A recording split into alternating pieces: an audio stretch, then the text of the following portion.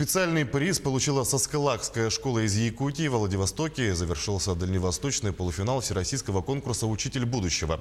В течение 3 дней 59 команд учителей из 11 регионов Дальневосточного федерального округа знакомились, общались, проходили конкурсные испытания и слушали лекции приглашенных спикеров.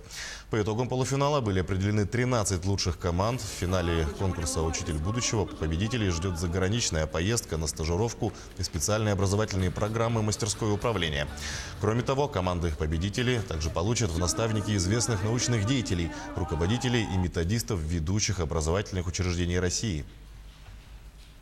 Мы уже давно являемся единой командой, и в этом конкурсе было важно участие каждого члена команды.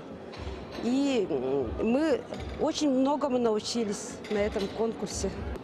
Можно сказать, что было нам тяжелее всего во второй день, когда мы работали до 9 часов почти, да? И были сложности в взаимоотношении с другими командами, но мы преодолели, потому что мы умеем работать с людьми. Нам подарили обучение на курсах, и мы надеемся, что обучимся, и у нас будет еще больше знаний для дальнейшей работы.